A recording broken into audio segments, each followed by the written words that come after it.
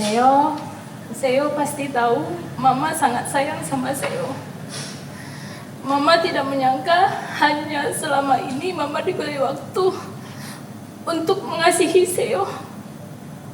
Mama sangat merindukan semua momen bersama Seo. Walaupun itu momen Seo menangis, memberatin tangan Mama, nggak apa-apa. Mama kangen semua.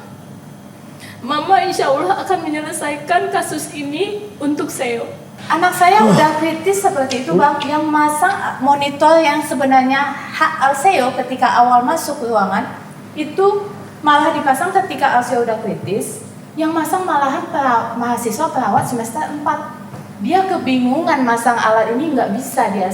Proses masang alat sepenting itu aja. Kakak tahu dia semester 4 dari mana? Saya tanyain. Oh, tanya langsung. Oke, dia sedang magang semester 4. Iya, saya tanyain. Saya sudah tidak percaya lagi di sini. Oke. Saya tidak mau anak saya diobat di sini. Gitu. Saya udah pesan pesawatnya. Keluarkan sekarang juga rekam medis.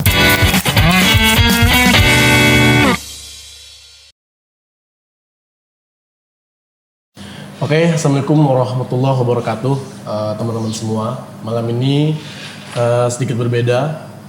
Kita kehadiran seorang ibu yang sudah 6 tahun menanti kehadiran anaknya. Anak itu bernama Alseo. Ia pergi di usia 14 bulan. Dan kasus ini sedang dalam proses audit hukum, gitu ya. Sedang audit investigasi dan juga pihak rumah sakit sudah menyampaikan permohonan maaf dan membentuk tim audit. Ini kita bukan ruang sidang, kita juga bukan ruang investigasi. Malam ini kita bercerita. Sebelumnya saya ucapkan terima kasih banyak kepada Kak Nuri dan Bang Doris yang sudah datang di podcast filosofis malam hari ini. Oke. Gimana kabarnya Kak sama Abang? Alhamdulillah sehat. Oke. Saya bingung juga mulai dari mana nih ya. Mungkin kita berkenalan dengan Seo terlebih dahulu gitu ya. Seo ini anak seperti apa Kak? Kalau boleh tahu gitu ya, di mata Kakak gitu. Seo ini memang masih bayi ya Bang. Iya. Cuman terlalu dalam untuk kami gitu. Oke. Seo adalah anak yang sangat ramah. Dia sangat suka senyum. Oke. Dia sangat suka saya peluk. Dia tidak rewel. Yang penting dia saya peluk, saya gendong. Dia aman. Anteng-anteng aja anaknya. Oke. Anteng banget. Kabarnya Seo ini itu butuh penantian panjang, sekitar 6 tahun. Boleh diceritakan nggak gimana ceritanya ini, kisahnya sampai begitu panjang perjuangannya? Kabarnya Kakak sudah pernah keguguran juga sebelumnya 2 kali, hingga Allah anugerahkan Seo dalam hidup Kakak sama Abang. Ya. Boleh ceritakan nggak Kak sedikit? Boleh.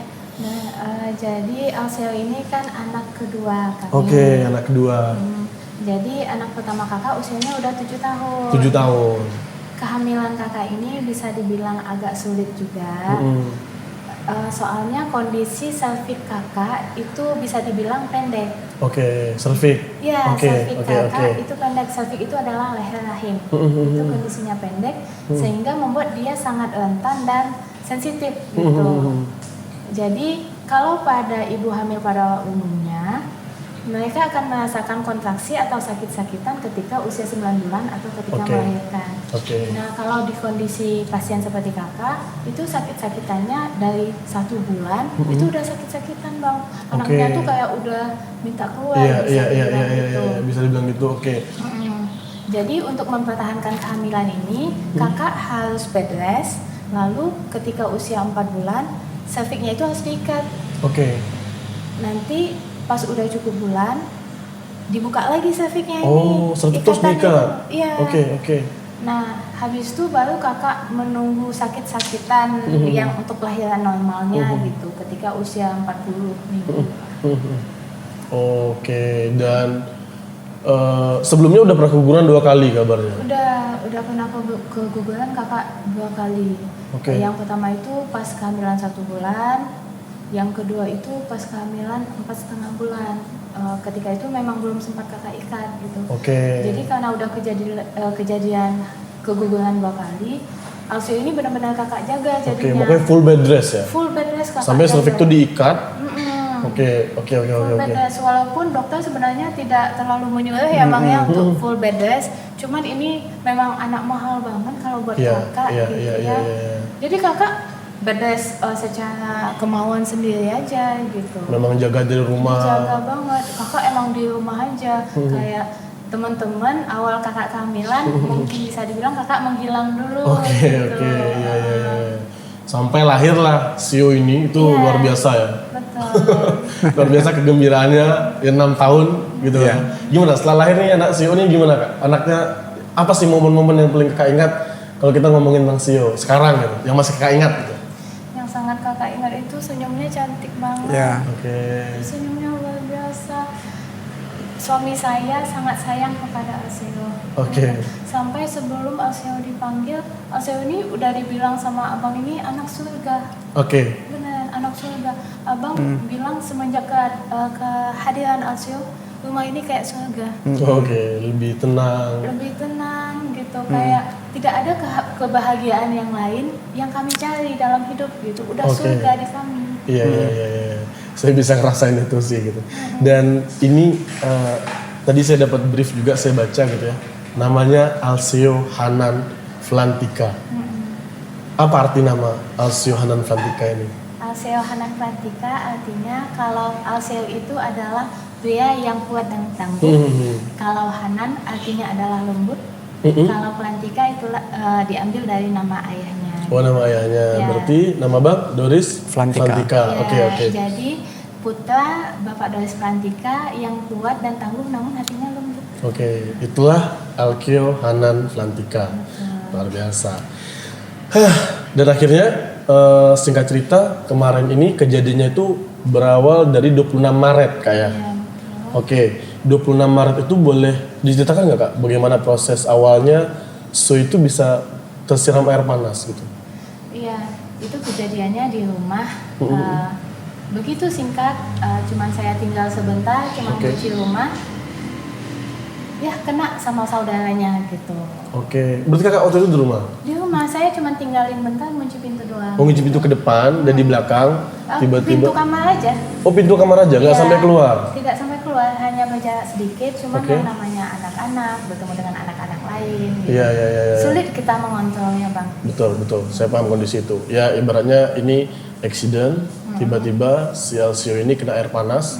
Itu hampir 23% ya kalau saya baca Iya, juga. Nah, apa sih yang Kakak lakukan setelah itu gitu? Waktu Kakak tahu kena air panas, itu apa saja tahap-tahapan yang Kakak lakukan? Awalnya saya tidak berpikir sejauh ini, soalnya ketika saya melihat Seo Kena air panas itu? cuman merah gitu. Oh, oke. Bukan yang tiba-tiba meletup gitu belum? Bukan, hanya air panas dari keran rumah gitu. Oke. Saya kaget, dia kemerahan, saya siramlah dengan air mengalir, soalnya itu Iya. penanganan Iya, pertama. betul penanganan pertama. Oke. Setelah saya siram dengan air mengalir, saya keluar mau menelpon ART saya untuk mengambil bioplasenton gitu. Oke, siap. Tapi ketika saya mau menghubungi nih, kelihatan mulai ada yang melupas di bagian kakinya. Oh, bagian kakinya. Iya. Oke.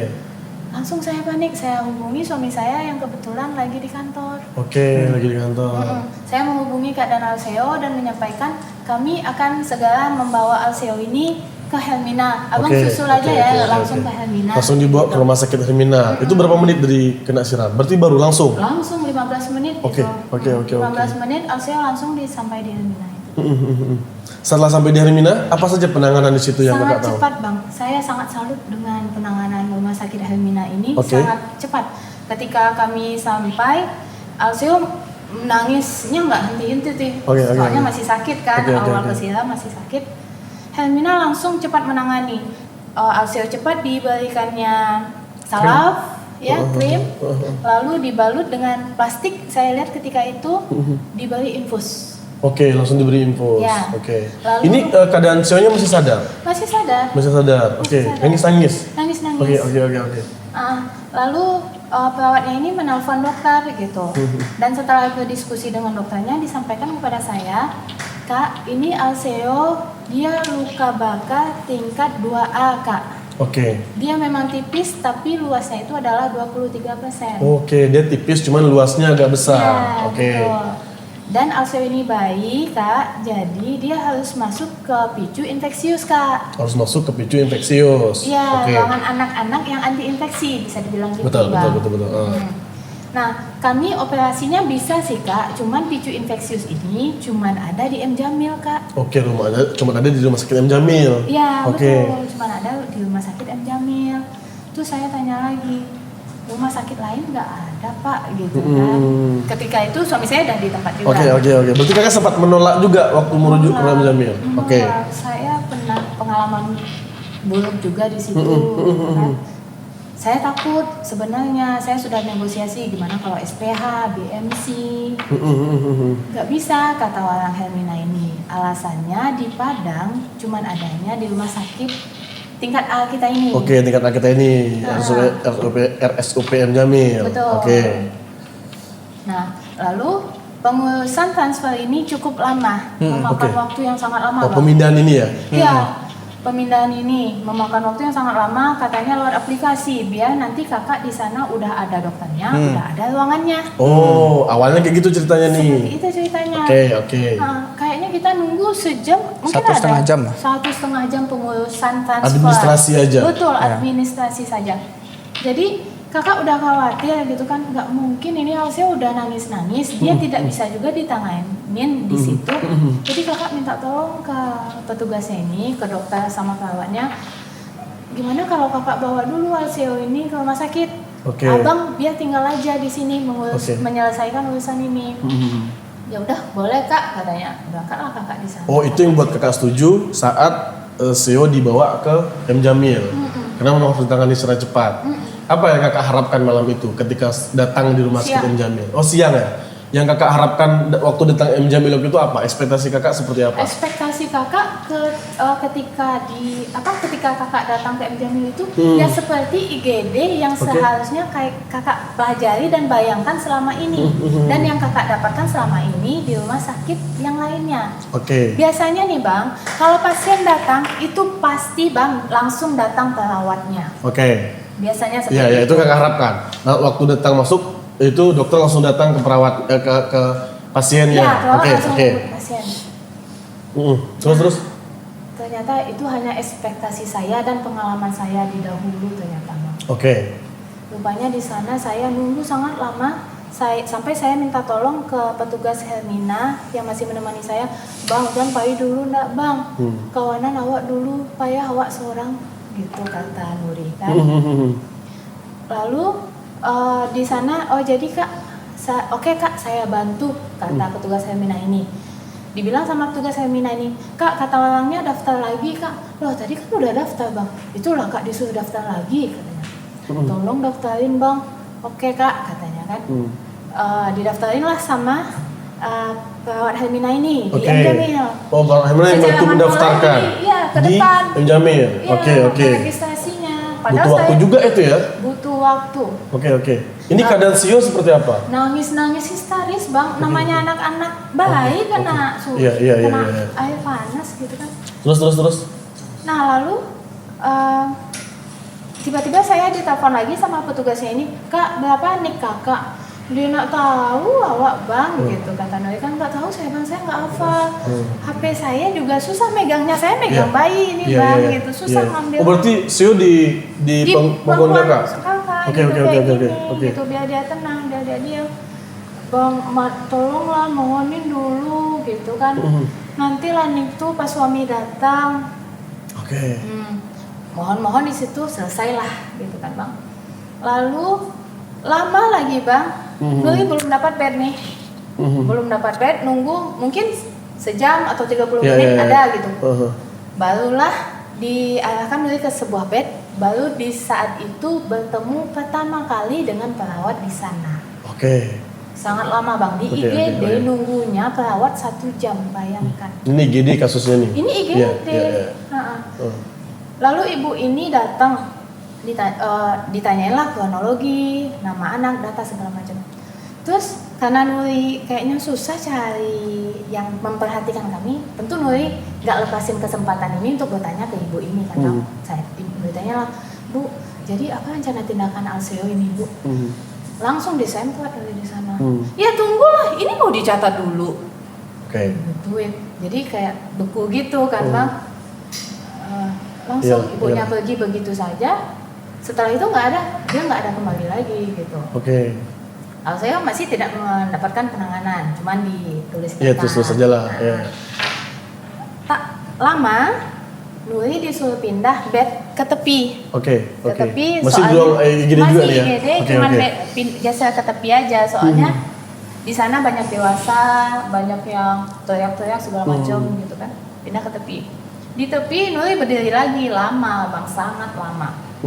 Sampai ada dokter-dokter yang lagi dinas belajar di sana kayak ngeliat gitu.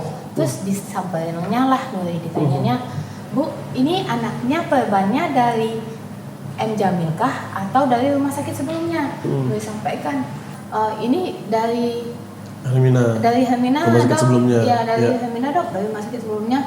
Langsung kayak dokter ini nyahut ke temannya yang di belakang, "Kan belum kan?" Kayak gitu dia. Jadi mereka ini nggak tahu, nggak koordinasi. Diduga tidak koordinasi antara mereka. Betul, diduga tidak ada koordinasi antara mereka, mana pasien yang sudah ditangani dan mana yang belum. Oke. Gitu. Lalu sama PPDS ini ditindaklah Alseo, diganti infusnya dengan cairan yang baru. Perawatan lukanya dilakukan kembali, dioles ulang, lalu diganti dengan perban. Oke. Nah, lanjut ketika jam 8 malam itu datang lagi dokter penanggung jawabnya. Iya. Iya. Ini jam 8 malam. Iya, Kejadian kena air panasnya Siang jam 2:30. udah lama ya berarti Udah ya. lama. Saya nunggu bantuan itu kurang lebih 4 jam baru ke jam 8 gitu Pak. Jam 8 malam datang dokter penanggung jawabnya, ditanyakan, kami ulanglah lagi gitu kan, kronologi segala macam. Lalu kata dokter, "Oke, anak ini butuh tindakan operasi pembersihan luka dan sunat gitu."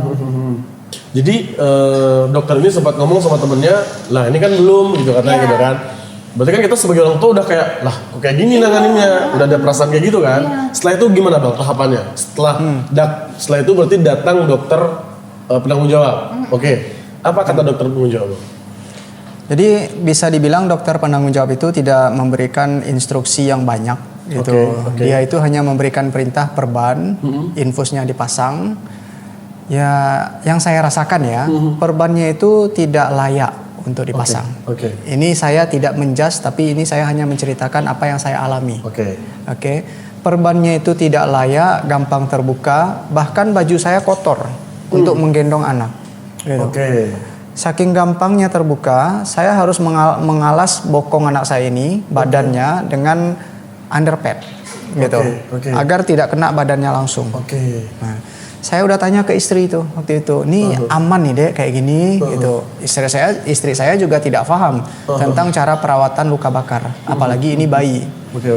Nah, hal yang paling menggetarkan jiwa saya di saat itu adalah kenapa luka bakar yang begitu luas dibiarkan anak saya ini diinfus dengan cara infus seperti orang dewasa. Oke. Padahal tangannya terbuka lebar, gampang sekali bergerak. Gitu. Oke. Sampai saya berpikir ini bisa-bisa nih pinggang saya patah habis ini. Gitu.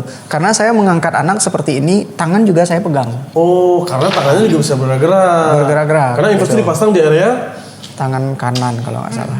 infus dipasang di tangan kanan. Tapi ini dalam momen dia bisa gerak-gerak. Gerak-gerak bebas. Gitu. Lukanya juga terbuka-buka. Saya nggak tahu ya bagaimana SOP-nya, bukannya harus diikat ya tangannya. Harusnya SOP gitu. Itu ya? saya tanyakan sama istri saya tuh, bisa nggak tangan ini diikat gitu, biar nggak bergerak kemana-mana. Kami sama-sama awam gitu. Dan setelah kami dihardik itu, mulut kami ini seperti terkunci. Tidak berani tanya terlalu jauh. Betul, karena kami khawatir kalau tanya lagi nanti dia hilang lagi. Beberapa kali saya menanyakan orang yang di bagian informasi, ketika yang satu ini menghilang, bagian informasi itu nggak kenal sama orang yang datang ke ruangan kami. Oke, itu mereka jawab langsung seperti itu. Langsung. Wah, siapa itu bang? Saya nggak kenal bang. Saya tugasnya di bagian ini bang. Bisa nggak minta tolong dicarikan siapa orangnya tadi? Wah, nggak tahu saya bang. Coba sama perawat kondisinya. Sama antar perawat dan dokter. Gitu. Siap. Nah, terus. Pokoknya setiap kali kami menanyakan siapa orang tadi, pasti tidak ada yang tahu. Karena mereka saking banyaknya gonta-ganti. Dan yang saya herankan, sepertinya sepertinya gitu ya, di dalam komputer mereka itu tidak ada catatan siapa yang merawat Alseo. Oke. Karena mereka tidak bisa ngecek gitu siapa yang ngerawatnya. Rekam medisnya ya? Rekam medisnya, Ya? iya gitu. Nah, singkat cerita, hari jam 8 malam datanglah dokter sama perawat. Mereka mengatakan jadwal operasi anak kami jam 12 malam. Malam itu? Malam itu. Oke. Kami sudah nunggu dari jam 3, kejadian jam 3 sampai jam 8, berarti udah 5 jam anak kami terlantar. Operasinya jam 12 malam gitu. Sampai jam 12 malam, ternyata jadwal itu nggak ada. Saya tanyakan kepada dokter yang berada di bagian informasi, Pak, jadwal operasi yang jam 12 malam tadi gimana? Gitu. Mohon maaf ya Pak, tunggu dulu. Kita banyak orang yang mau operasi, harus antri. Ruang OK-nya hanya 2, sisanya sedang dalam renovasi. Oke. Oh gitu. Jadi kami nunggunya berapa lama? Nggak bisa dipastikan Pak. Oh. Nah, pokoknya Bapak sabar aja. Kalau ruangannya standby, kosong, pasti Bapak dipanggil. Oke. Saya sebagai orang tua yang khawatir tidak tinggal diam gitu. Saya ribut terus di situ. 1 jam kemudian tanya lagi. Setiap kali saya tanya jawabannya sabar, tidak tahu, tanya di depan. Oke. Nah, itu Selalu itu. Itu adalah cara mereka menjawab, SOP mereka menjawab gitu. Dan tidak hanya berlaku untuk kami, berlaku untuk semua pasien. Yang ada di situ malam hari itu. Ya. Oke. Betul. Oke. Nah, pagi harinya datanglah kepala ruangan UGD, bukan kepalanya juga, cuman dia yang memegang saat itu, perempuan, marah-marah, gitu. Saya pun juga kena marah pada saat itu. Saya berpikir seperti ini, ini orang ini, pasti beliau bisa bantu, pasti beliau tahu jawabannya. Saya temui beliau di meja depan. Beliau waktu itu tidak ada. Saya tanyakan kepada anak buahnya. Anak buahnya mengatakan, Pak, mohon maaf sabar dulu. Orang antri juga, bukan hanya anak Bapak. Mohon bersabar. Nanti kalau ada jadwal kami akan informasikan. Oke, gitu jawabnya ya? Gitu jawabnya. Oke. Saya langsung meledak pada saat itu. Anak saya udah dijanjikan dari jam 12 malam. Ini udah jam 8 pagi masih sabar juga. Bisa lewat anak saya kalian buat gitu. Saya marah-marah seperti itu. Saya nggak mau ngomong sama kamu. Panggil atasanmu. Dipanggillah perempuan, ibu-ibu tadi. Gitu. Kenalan, Ibu mohon maaf posisinya sebagai apa? Saya sekretaris di sini. Katanya kan, sekretaris Pak di sini Pak, ada yang bisa dibantu? Anak saya Bu, jadwal operasinya jam 12 malam, sekarang udah jam 8 pagi, belum ada juga jadwal. Ini bagaimana? Gitu, ada kepastian nggak? Saya bukan BPJS, saya pasien umum. Biasanya pasien umum ini diprioritaskan, didahulukan, apalagi ini bayi. Di sini nggak ada seperti itu Bu. Apa jawabannya? Di ruang IGD ini Pak tidak ada BPJS, tidak ada umum. Bagi kami semuanya sama, diprioritaskan. Loh, kalau memang sama diprioritaskan, anak saya udah dari jam 12 malam, kok sampai sekarang nggak ada yang tahu jadwalnya kapan? Gitu. Apa jawaban mereka? Mohon maaf Pak, di sini yang prioritas itu adalah ibu mengandung. Ibu yang mau melahirkan. Kenapa demikian? Karena kalau meninggal, yang meninggal itu 2 nyawa. Kalau anak Bapak 1 nyawa. Jadi itu disampaikan di situ. Disampaikan. Ya, betul. Jadi kami harus memilih antara 2 nyawa dengan 1 nyawa. Langsung menangis kami berdua gitu. Mohon istri saya. Anak kami juga berharga nyawanya Bu. Ini udah ditunda berapa kali. Oke lah kalau gitu. Butuh berapa banyak ibu hamil lagi yang akan melampaui Alseo? Kami butuh kepastian. Jawabannya, mohon maaf Bu, selama ada ibu hamil baru yang masuk, maka itulah yang didahulukan. Itu peraturan dari Presiden RI. Itu tegas dari mulutnya. Dan malam itu memang banyak orang ibu hamil? Kami tidak melihat ibu hamil di ruangan IGD. Gitu. Tidak ada satu ibu hamil pun di ruangan IGD itu. Nah, apa janji beliau pada saat itu? Pak, Pak, kami paham kondisi Bapak. Ini ada 1 ibu hamil lagi. Kejadiannya pagi nih, dia ngomong kayak gitu. Ada 1 ibu hamil lagi, kita operasi dia. Setelah selesai dia, maka anak Bapak yang akan masuk. Pasti ya Bu ya. Itu nggak ada lagi ibu hamil yang lain kan? Nggak Pak. Ini, sorry, saya balik ke kondisi. Cio ini kondisinya masih nangis-nangis, masih kesakitan pastinya dong? Kesakitan lah, karena dia puasa. Gitu. Itu udah disuruh puasa? Dari jam 8 malam tadi. Dari jam 8 malam itu sudah disuruh puasa Sio ini. Iya. Sampai jam 8 pagi belum ada instruksi apapun. Belum ada instruksi apapun. Oke. Istri saya menanyakan, Bu, boleh nggak kita batalkan dulu puasanya? Istri saya diancam, oh kalau ibu batalkan puasa, pas datang jadwal nanti, ibu lah yang akan menunda jadwal operasinya. Oke. Mohon jangan dilanggar. Oke. Jadi kami ini kayak digantung tanpa tali, Oke. gitu. Ya kan, tidak ada yang tahu kapan jadwalnya. Satu orang pun tidak ada yang tahu. Padahal di HP mereka, saya intip kan HP mereka, ada beberapa orang yang akan dioperasi. Mereka itu tahu sebenarnya berapa orang yang akan dioperasi. Siapa yang akan mendahului jadwal yang sudah ada ini. Tahu mereka. Tapi mereka tidak mau memberitahu itu. Gitu. Dan ternyata puasa itu untuk air putih hanya 2 jam. Gitu, bukan 4 jam. Bukan 4 jam. Bukan 4 jam. Ya. Mereka menyamakan antara air susu dengan air putih. Oke. Gitu. Kemudian Sio ini masih ASI ya? masih ASI. Oh, oke. Ya, masih ASI tapi dia bisa minum air putih. Oke. Gitu. Kemudian kami tunggu juga, ternyata jam 4 sore barulah anak saya dibawa. Jam 4 sore. Ya. Ini dari jam 8 tadi pagi, jam 4 sore baru dibawa. Dibawa Oke. ke ruang OK. Sebelum jam 4 sore itu kami debat ini. Gitu, kami debat, Bu, ini nggak ada bedanya antara BPJS dengan umum. Lalu apa manfaatnya kami bayar mahal-mahal? Ya itulah Pak, rugi Bapak sebenarnya bayar mahal-mahal, mending BPJS aja. Itu dijawab kayak gitu di Dijawab operasi? seperti itu. Oke.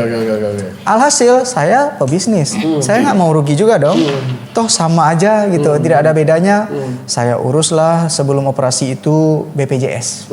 Nah ini untuk menjawab menjawab komentar negatif dari netizen. Ada netizen yang mengatakan katanya orang kaya gitu, tapi BPJS. Jawabannya itu. Oke. Karena Ibu A ini mengatakan tidak ada bedanya antara umum dengan BPJS. Rugi Bapak pakai umum, mending BPJS. Ya. Saya selesaikan administrasi.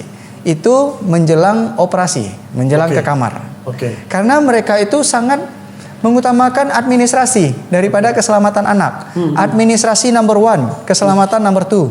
Oke. Gitu. Saya selesaikan tanda tangan BPJS dan itu pun enggak segampang itu. Mereka ada yang saya tanda tangani, saya pakai umum, ya kan? Mereka membantah, Pak, mohon maaf tidak bisa lagi Pak pakai BPJS, atasan kami tidak mengizinkan. Saya langsung ke ruangan atasannya, saya bilang, saya mau cabut yang umum itu. Oke. Gitu, saya mau cabut, saya nggak mau pakai umum karena umum dengan BPJS pelayanannya sama. Ngapain saya buang-buang uang? Yeah. Ada surat cabutannya, gitu.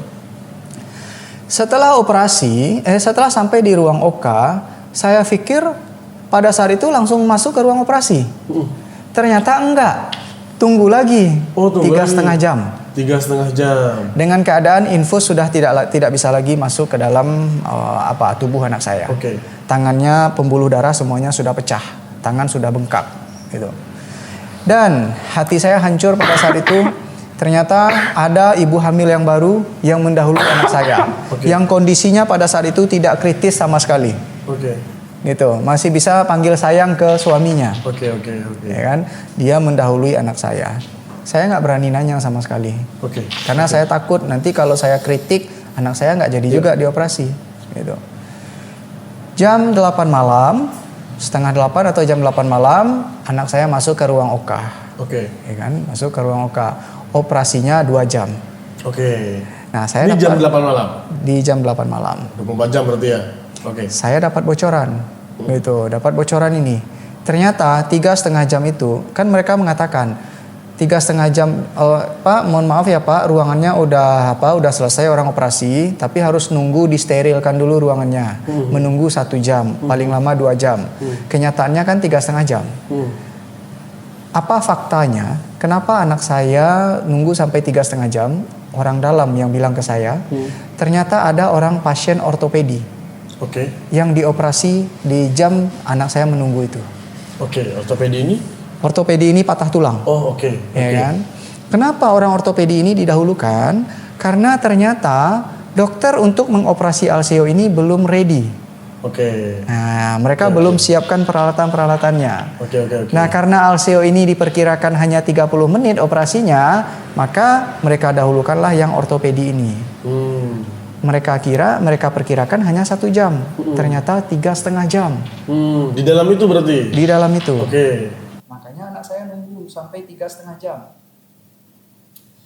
Nah, setelah keluar dari ruang operasi, ininya dibolongin itu untuk masuk infus karena sudah rusak semua gara-gara infus. Oke, infusnya pindah ke leher ya? Ya, sistemnya berantakan seperti itu, harus masuk infus melalui leher. Gitu. Saya baca di internet, ternyata itu adalah cara yang paling terakhir dan rawan kena radang paru-paru. Oke. Gitu. Makanya istri saya nangis histeris sebelum Alseo keluar. Oke. Istri saya udah tahu itu adalah cara infus yang paling bahaya. Ternyata alhamdulillah gitu qadarullah Alseo selamat dari ruang operasi. Hal yang membuat saya kaget lagi di situ. Anak saya kan siap-siap mau keluar nih. Diletakkan di depan pintu, di kepala dia ada AC besar. Oke. Entah 2 PK atau 4 PK itu. Besar sekali gitu, sangat dingin. Bahkan orang dewasa pun rasanya mau beku. Ya kan? Saya tanya ke dia, ke perawat yang jaga itu, Bu, ini anak saya ditempatkan di sini, itu AC bisa mati kedinginan. Saya aja yang dewasa nggak ada apa-apa, dingin, gitu. Kenapa nggak ditaruh di situ? Mohon maaf Pak, perawatnya mau datang. Oke. Gitu, nanti susah pula bawa-bawa. Bisa nggak AC-nya dikurangin? Mohon maaf Pak, ini ruang mesinnya ini panas-panas, jadi harus didinginkan. AC-nya memang seperti ini dinginnya. Oke. Saya cerewet juga. Hingga akhirnya dia membawa alat untuk memanaskan suhu. Oke. Besar itu diambil dari orang yang habis operasi. Oke. Ibu-ibu tadi. Tapi dia tidak menunjukkan kepada saya bagaimana cara memakainya. Dia hanya meletakkan di atas selimut. Gitu. Oke. Bukan di dalam selimut. Ini kain. Alat tadi. Alat ini kayak Selang. Oke, besar. Selang. Ya, dia mengeluarkan hawa panas. Oh kayak pengering rambut Hair gitu ya? dryer. Hair dryer gitu ya? Kayak hair dryer. Dia Oke, pakai selang besar. Gitu. Oke. Itu disuruh abang yang menggunakan itu, mengaplikasikan itu. Oke. Ya, betul. Gitu. Saya heran, ini gimana cara menggunakannya? Dia pun kayaknya nggak tahu gitu cara menggunakannya, atau dia malas memberitahu. Ya kan? Saya biarkan di atas gitu, di atas kain. Kayaknya ini kurang hangat ini, gitu kan? Anak saya agak menggigil itu. Udah mulai ada indikasi kedinginan ya? Ada indikasi kedinginan gitu. Mau saya masukkan ke dalam, saya khawatir pula nanti ini lukanya malah tambah parah gitu kan, karena ada angin kemudian panas juga. Betul. Hingga akhirnya alat itu saya taruh di bawah bednya. Oke. Saya pikir hanya menunggu 10 menit. Ternyata 2 jam juga. Di situ? Di situ. Di bawah AC itu? Di Itu bawah 2 jam? 2 jam. Alasannya ruangan HCU-nya belum siap. Oke. Gitu.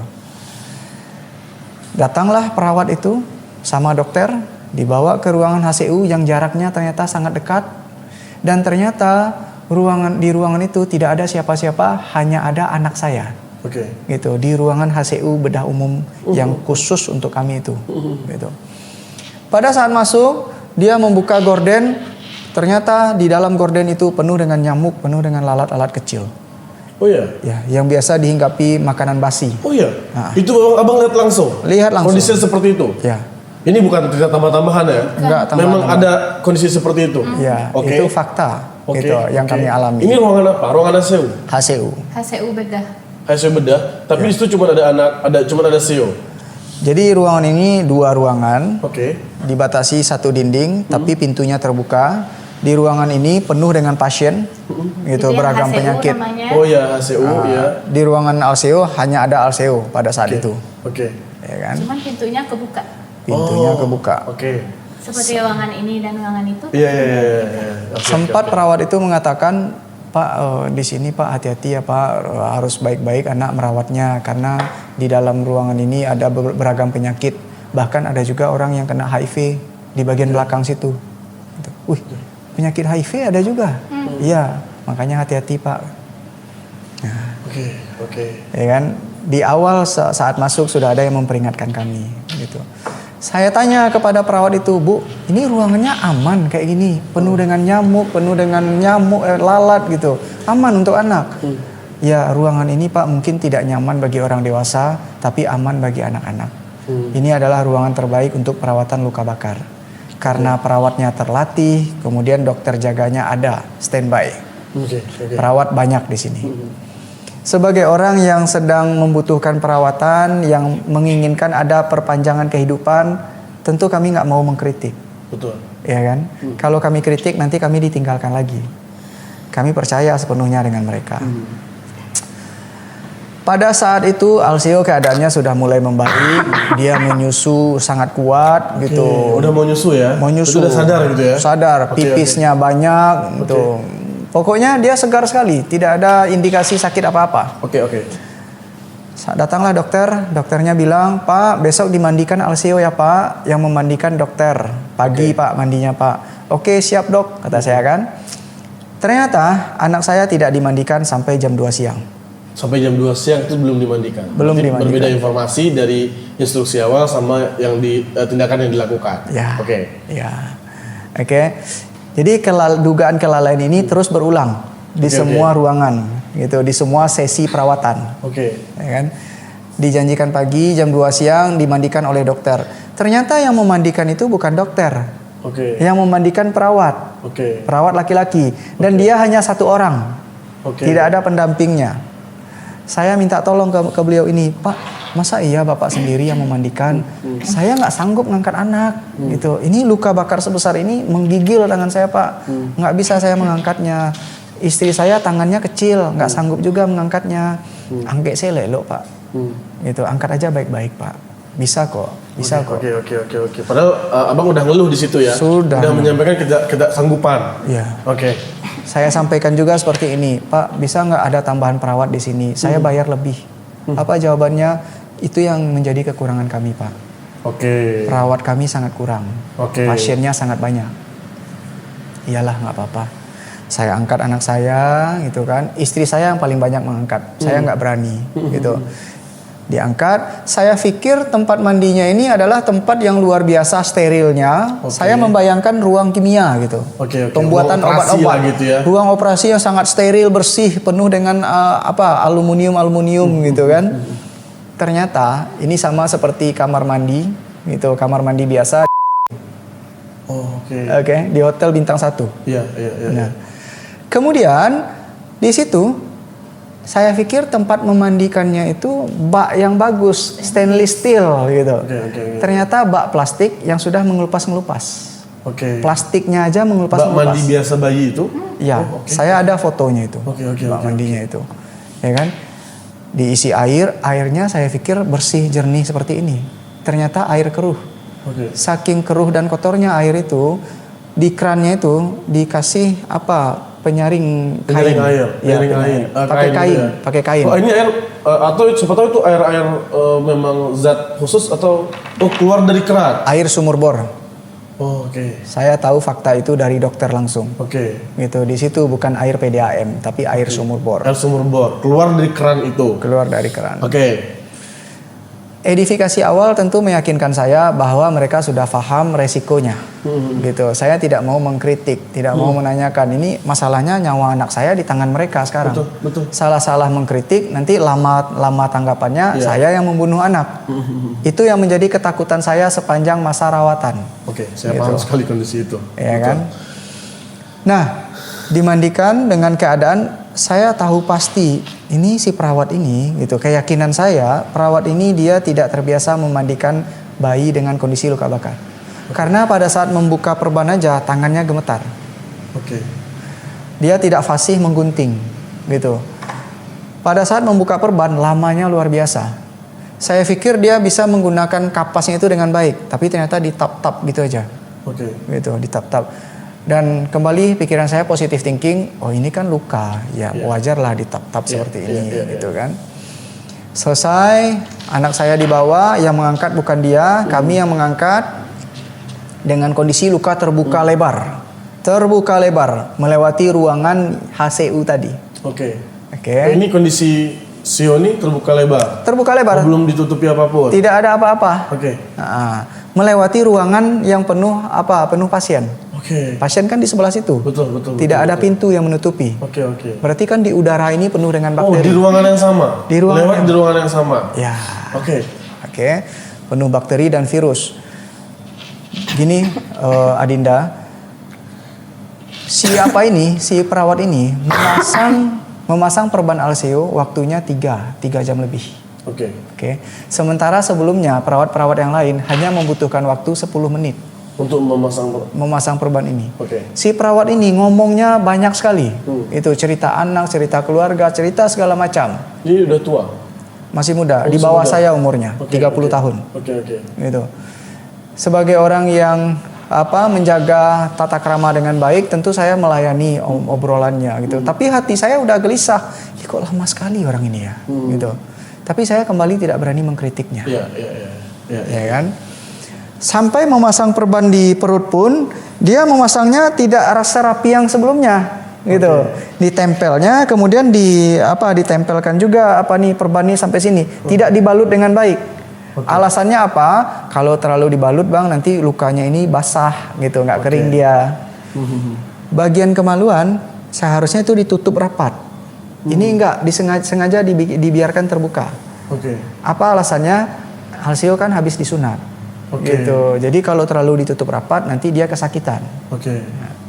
Padahal ini satu sisi kondisi sunatnya udah mulai membaik harusnya kan? Mulai membaik. Oke. Iya kan? Kondisi sunatnya mulai membaik dan dia tidak boleh terbuka sedikit pun. Oh, oke. Luka bakar ini ternyata tidak boleh terbuka sedikit pun, harus ditutup dengan sangat rapat. Walaupun dia grade 2A. Tapi mereka menjalankan sesuai dengan cara mereka masing-masing. Oke. Itu hari pertama dimandikan. Gitu. Tapi Alseo kondisinya masih baik gitu. Antibodinya masih bagus pada saat itu. Dia udah sadar Sadar terus. lah ya. Ya, sadar terus. Bisa menggini-ginikan saya. Oke. Ya kan? Tenaganya udah mulai pulih lagi gitu ya. Pulih lagi. Oke. Hari kedua dijanjikan juga pagi dengan dokter J, ya kan? Ternyata dokter J-nya menghilang, tidak ada yang tahu di mana dia, tidak bisa dihubungi. Oke. Saya tanya ke siapapun, tidak ada yang tahu. Oh, saya nggak tahu pak, nggak kenal saya pak. Oh, coba tanya yang lain, tanya di situ. Saya tanya ke situ, pak. Itu kebiasaannya. Nggak kenal dokternya. Mereka kenal dokternya, tapi tidak punya nomor HP-nya. Oh, oke. Nggak tahu, nggak tahu nih, nggak ada akses buat menghubungi dokter ini. Ya, Oke. betul. Dan dia tidak tahu pasti apakah betul dokter J ini yang memandikan sekarang. Karena tidak adanya sistem yang bisa mereka cek gitu. Mereka masih pakai kertas manual-manual gitu. Oke. Kemudian jam 2 siang datanglah dokter Y. Oke. Beda lagi. Beda jadinya, bukan dokter J. Yang datang dokter Y. Dokter Y ini ternyata kemampuannya luar biasa. Dia tidak ngomong gitu, dia diam aja. Pakai perawat yang mendampingi sangat cepat, bukanya cepat, pakai gunting yang tajam gitu. Ada busa ada gelembung sabun, ya kan? Sehingga luka anak saya ini memang bersih dibuatnya. Sama dokter Y ini. Sama dokter Y ini. Anak kita pun tidak terlalu kesakitan. Yang ada. Oh, bagus lah ya. Bagus. Oke. Bagus, betul-betul cepat kayak robot gitu kerjanya. Iya.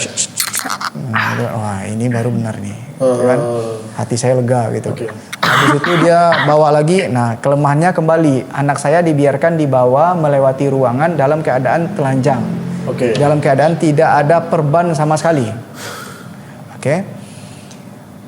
Sampai di kasurnya, dokter Y ini dia hanya membutuhkan waktu 10 menit untuk menyelesaikan perban ini. Rapinya luar biasa. Bahkan setelah dimandikan itu, anak saya lebih segar lagi. Dan dokter penanggung jawabnya mengatakan, Bu, anak ibu lukanya udah bagus nih, udah nampak merah-merahnya.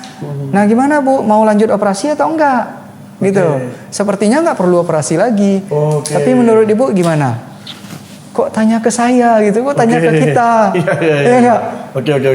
Kalau menurut beliau ini bagus operasi, ya operasi. Kalau menurut beliau nggak bagus, ya nggak usah operasi. Kita bukan orang medis kita awalnya. Oke.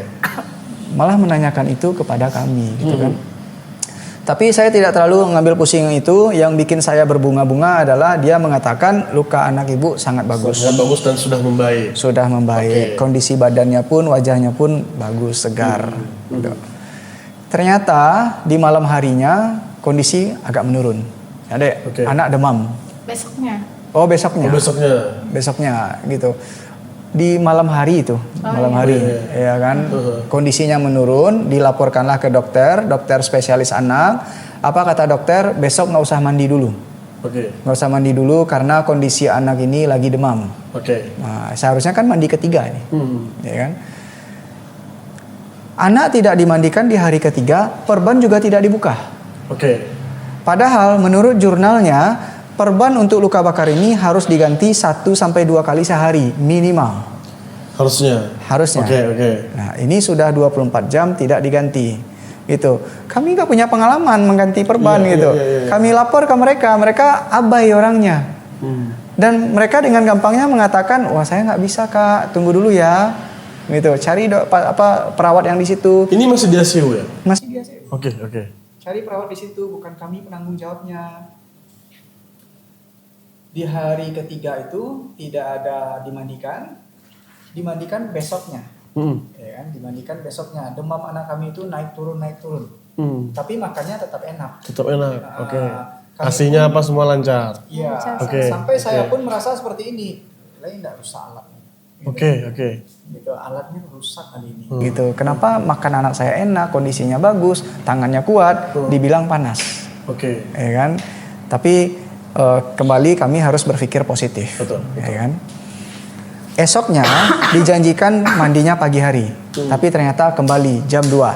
Siap. Standarisasinya jam 2, tapi disampaikan ke pasien pagi hari. Oke. Ini bisa jadi ada dua kesalahan yang salah menyampaikan informasi. Iya. Ya kalau memang jam 2 bilang jam 2 harusnya. Kita Iya. juga bisa terima gitu kan? Iya. Oke. Anak sudah tidak demam tuh pada saat Oke. itu, makanya boleh dimandikan. Oke. Ya kan? Tapi kondisi gatalnya luar biasa. Darah itu luka bakar itu mengeluarkan darah. Oke. Ya kan? Ini mengeluarkan darah. Mengeluarkan darah. Justru luka bakar yang mulai sembuh itu mulai mengeluarkan darah. Itu kata dokter kan, Dek? Oke. Gitu. Yang tidak mengeluarkan darah itu yang bahaya.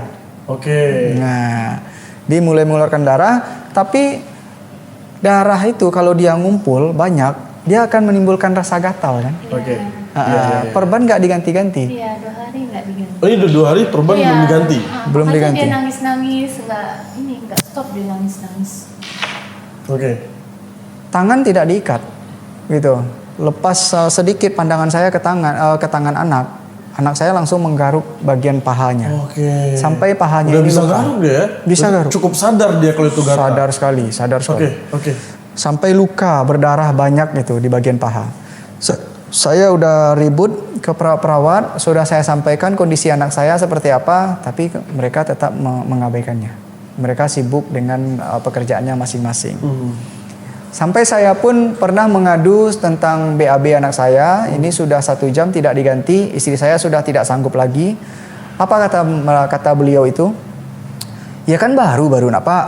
Itu sabarlah dulu. Orang sedang sibuk loh di Siko. Tuh kan baru 1 jam. Oke.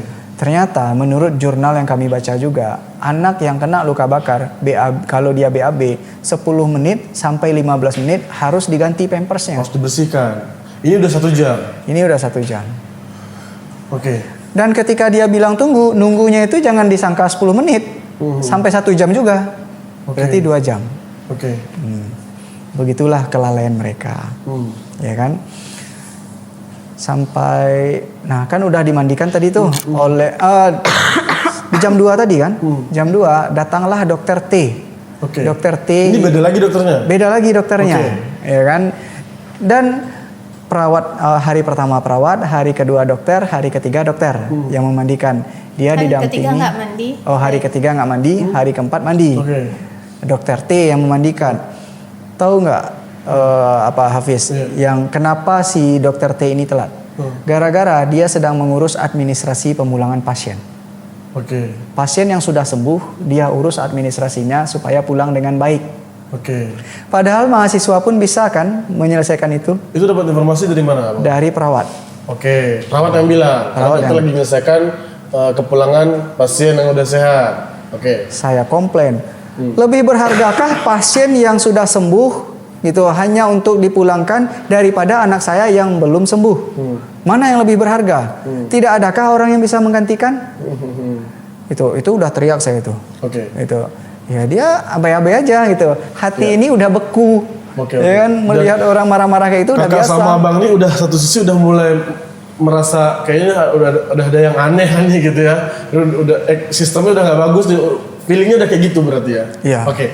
Betul. Saya udah hampir meledak-ledak gitu. Ya kan.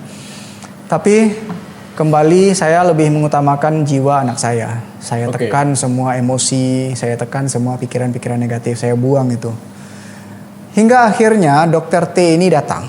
Ya kan, dokter T ini datang tanpa memperkenalkan diri, langsung dia menyuruh bawa anak saya ke tempat mandi. Oke. Ya kan, saya yang tanya ke dia setelah dimandikan, "Bapak yang namanya dokter T ya?" "Iya, Pak." Gitu. Sebelumnya dia tidak memperkenalkan diri. Oke. Langsung bawa anak saya ke bak mandi yang kecil itu. Di tempat yang sama? Di tempat yang sama. Berarti memandikannya tetap di tempat yang sama? Di tempat yang sama. Oke. Dengan air yang sama? Dengan air yang sama. Oke. Gitu. Oke, airnya kan berganti, ganti-ganti kan. Iya, maksudnya dengan saluran air yang sama. Saluran air yang sama. Oke. Ya kan, yang disaring pakai kain. Iya. Istri saya kan menanyakan ke beliau, menyampaikan ke beliau, "Pak, dokter, ini ada pupnya." Gitu. Enggak dibersihkan dulu. Dia dingin orangnya, gitu. Enggak apa-apa, masukin aja. Masukin, campurlah air itu dengan pupnya. Oh. Warna air pun langsung keruh. Oke, kenapa? Tadi udah keruh, tambah lagi keruhnya. Karena pupnya. Anak saya mencret. Gitu. Jadi dia membersihkan, saya melihat perbedaan busa. Yang sebelumnya busanya banyak, yang ini hampir tidak ada busanya. Oke. Yang sebelumnya dia tidak terlalu memeras airnya, kalau yang ini diperas, gitu. Diperas airnya sehingga yang tinggal itu kapasnya. Itu yang digosok-gosokin.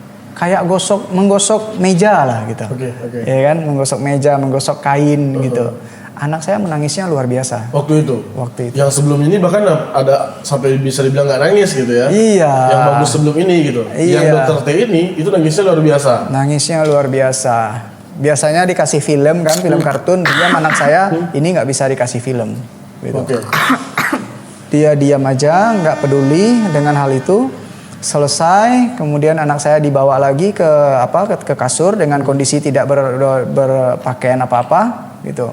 Melewati ruangan. Sampai di situ dia pasang juga. Kejadian yang aneh di situ adalah dia banyak bertanya kepada perawat.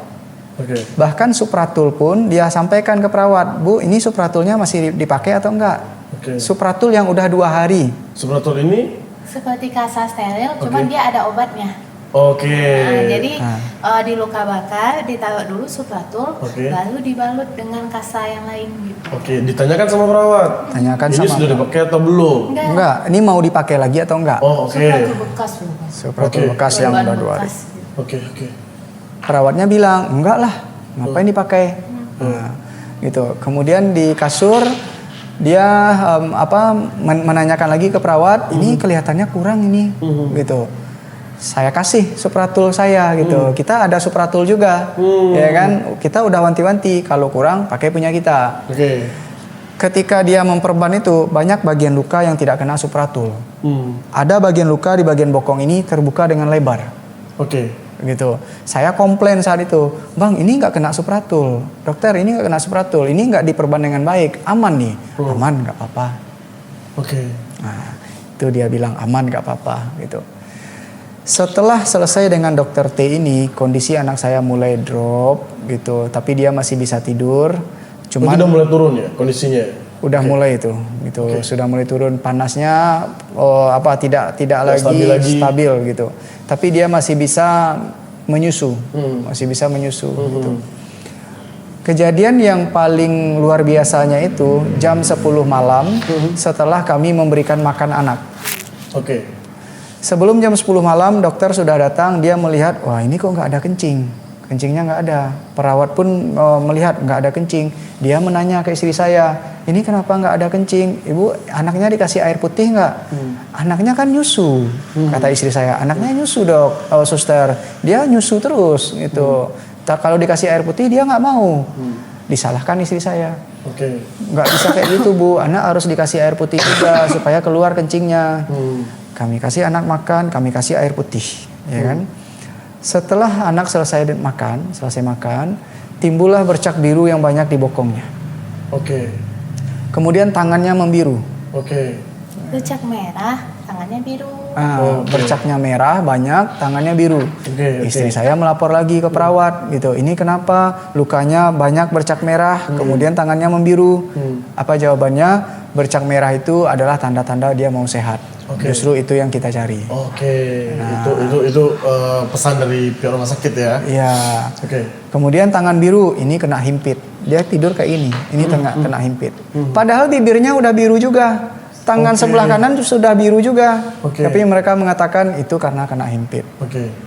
Saya bisa apa? Betul. Gitu. Kira-kira semua orang tua akan bilang apa? Kalau tenaga medis yang Udah katanya ahli itu. bilang seperti itu. Oke. Kan nggak mungkin saya lebih ahli pula daripada tenaga medis. Kami percaya apa yang mereka sampaikan. Tapi jam berapa? Jam 1 malam. Jam 1 malam anak saya sudah mengerang konsisten suara yang keluar. Nangis ya? Nangisnya konsisten. Nangis anak-anak itu kan nggak pernah konsisten kan? Iya. Ini konsisten seperti itu terus itu. Kemudian tidak mau lagi disusui, tidak mau lagi dikasih film kesukaannya. Oke. Dia hanya menangis seperti itu dari jam 1 malam sampai jam 7 pagi. Sampai jam 7 pagi. Sampai itu waktu nangis tuh nggak ngelapor ke? Sudah melapor, ada tindakan, gitu. Infusnya ditambah, kemudian ada transfusi darah. Transfusi darah dijanjikan 2 kantong, tapi hanya dikasih 1 kantong. Berarti ini sampai transfusi darah juga berarti ya? Jadi kita lanjut setelah dimandikan yang ketiga tadi kan Bang. Dimandikan oleh dokter dalam keadaan anak saya sudah nangis-nangis terus-terusan selama pagi itu karena sangat gatal-gatal. Kan kalau luka kita tutup gatal-gatal banget kan. Nggak dibuka-buka, gatal-gatal banget apalagi udah 2 hari gitu kan. Nah anak menangis memang karena gatal-gatalnya itu nih. Setelah dimandikan pada jam 2 oleh dokter, walaupun pas dimandikannya itu ada air kotorannya gitu ya. Setelah itu dia tidurnya enak juga. Oke.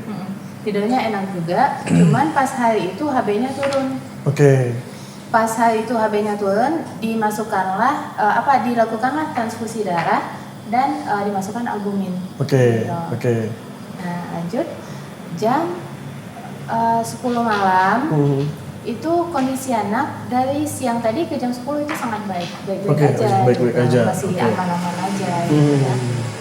Nah jam 10 malam itu tiba-tiba saya melihat ada tanda kemerahan di bekas luka bagian panggulnya. Iya. Soalnya sebelumnya itu nggak ada tanda apa-apa tuh gitu. Soalnya kan saya nampak luka anak saya itu gimana. Jam 10 malam nampak warna luka anak ini sudah berubah warna merah. Jadi saya panggillah ada perawat, ada dokter gitu. Kami tanyain, dijawabnya, oh ini nggak apa-apa Kak, ini tanda penyembuhan. Oh itu kata, oke. Dan sedikit balik, pada jam 8 atau jam 9 itu telapak tangan anak ini warnanya biru. Oke. Saya panggil lagi gitu, saya lapor. Bu, ini kenapa nih telapak tangan anak saya biru? Diceknya, oh ini cuma kena keinjek ini. Oke. 2 kali saya melaporkan tangan anak saya biru, tapi tanggapannya cuma kayak dicek sebentar, lalu disimpulkan cuma karena terhimpit. Oke. Lanjut jam 1, anak ini sebenarnya dia udah tidur, cuman tiba-tiba kebangun dan langsung nangis yang intens banget, yang sampai tidak ada jeda dia untuk bernafas. Oke, berarti memang mau mengerang banget. Luar biasa sakitnya kan, aduh. Iya. Gitu. Luar biasa Bang. Sampai di hati saya kayak nyimpan, ini kok kayak sakratul maut. Oke. Kami khawatir, sangat khawatir. Kami ribut cari bantuan dokter perawat. Pada jam 1 ada yang datang ya Bang ya? Ada. Jam 1 ada yang datang, cuman dilihatnya, oh Ibu, ini kan anak lagi masuk albumin.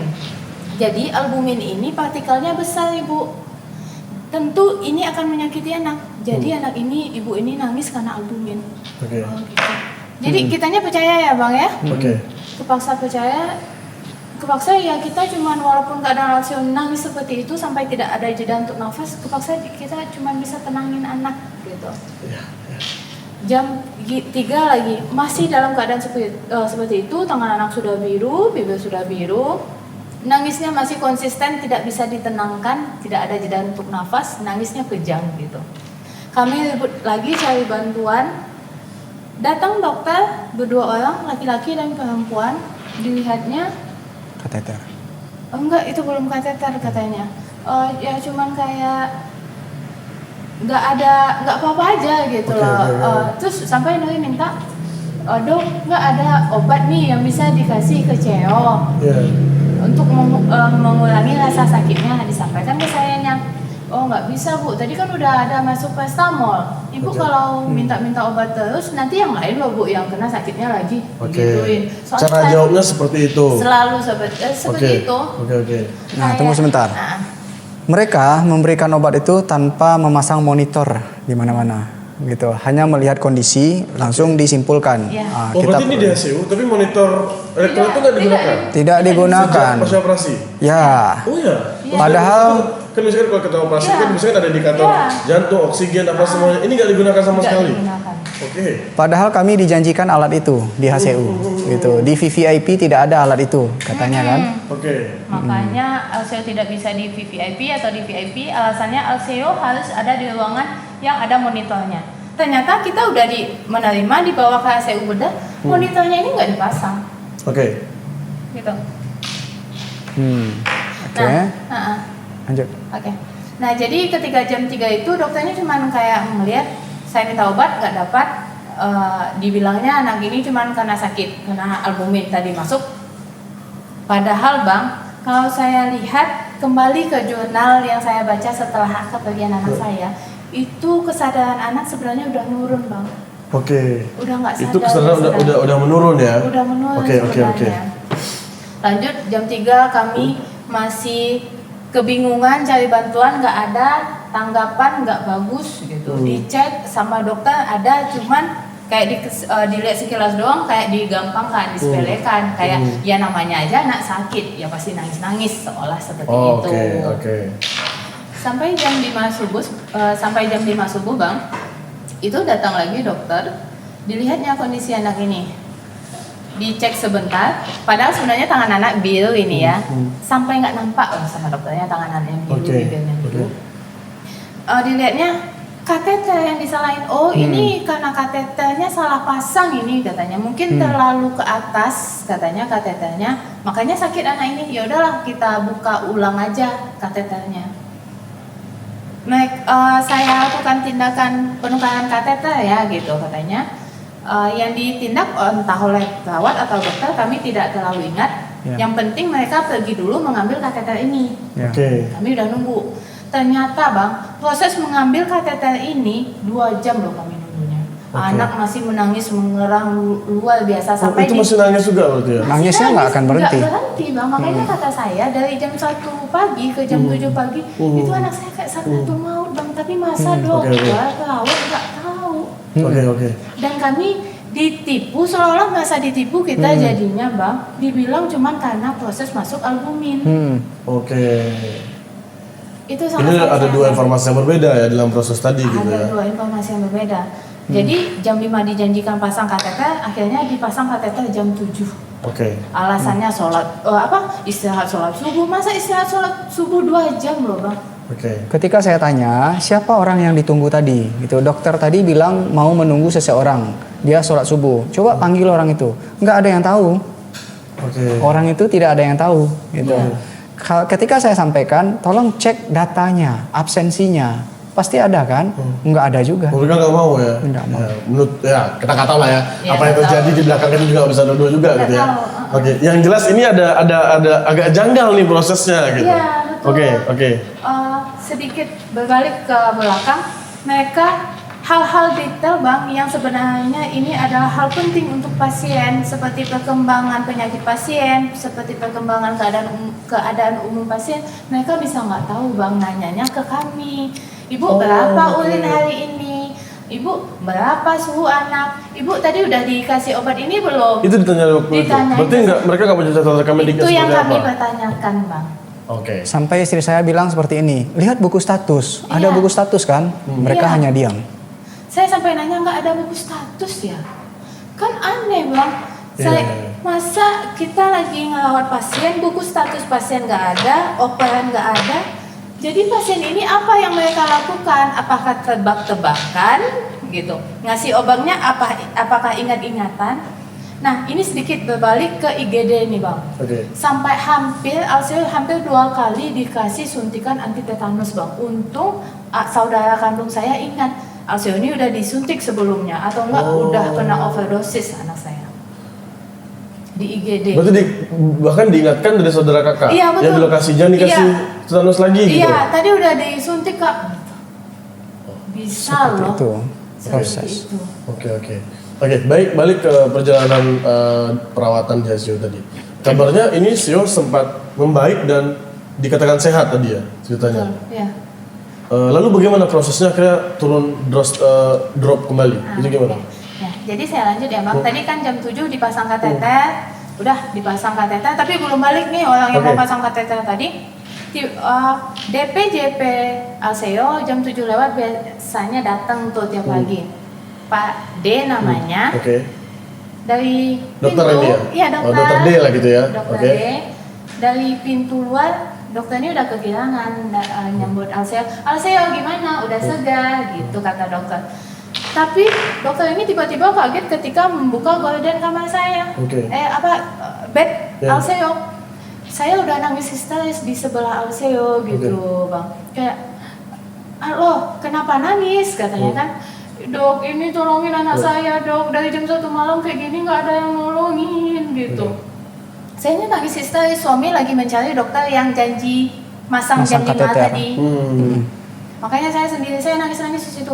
Dokternya langsung bilang, ini anaknya kenapa nggak dicek? Cek saturasinya, cek tensinya, cek tensi, saturasi, lalu gula darah. Oke. Disitulah pergerakan masif yang terjadi.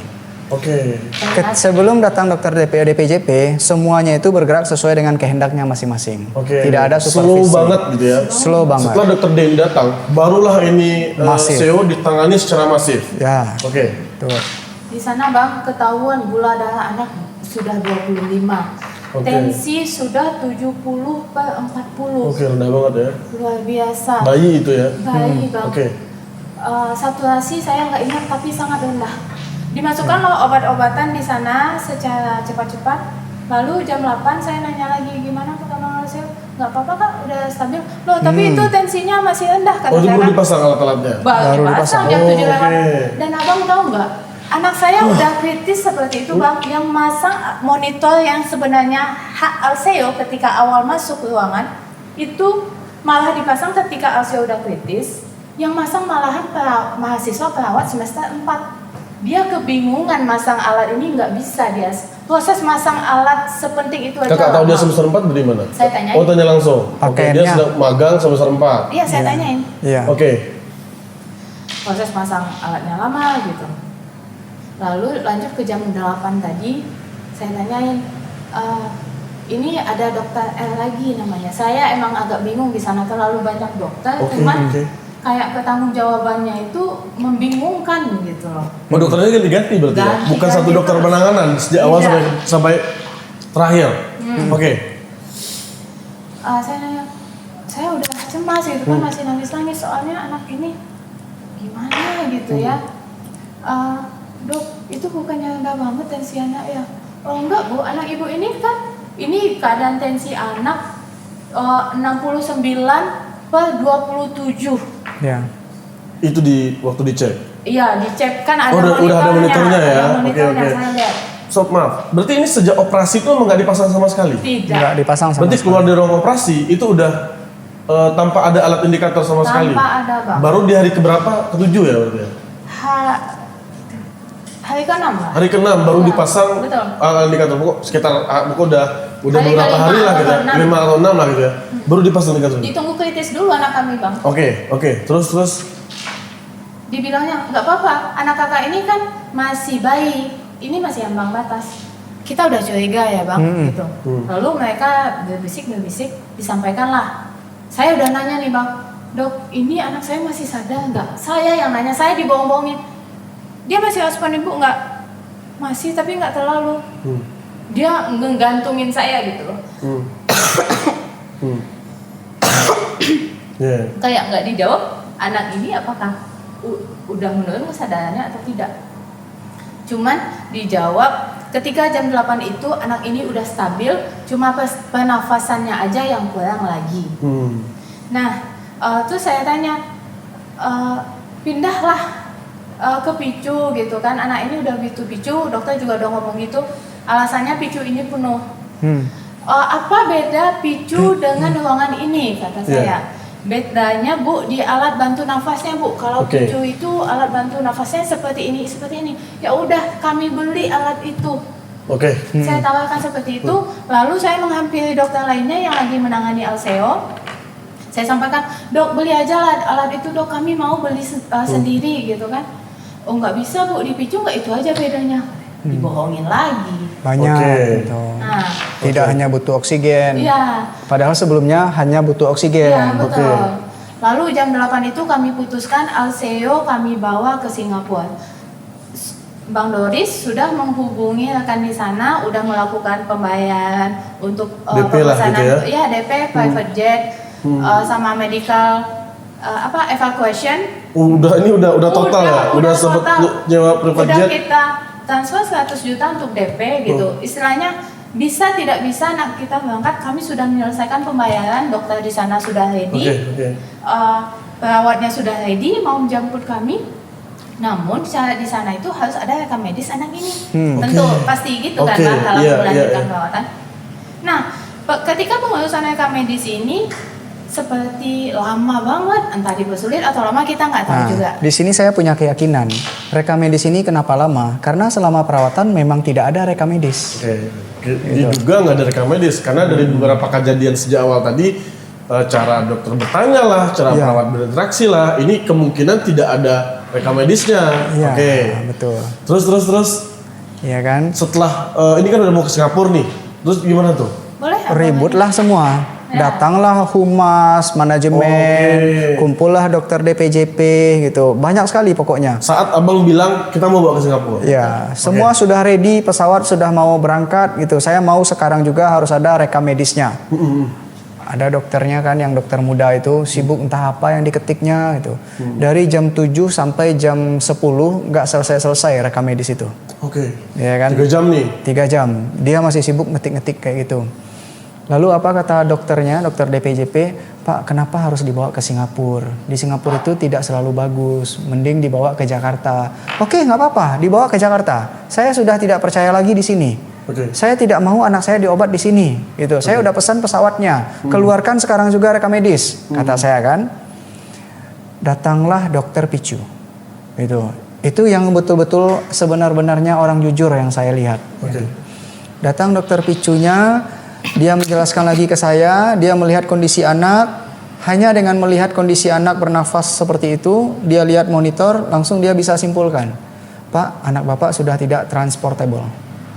Itu sesiap apapun peralatan di situ, di jalan anak Bapak bisa lewat.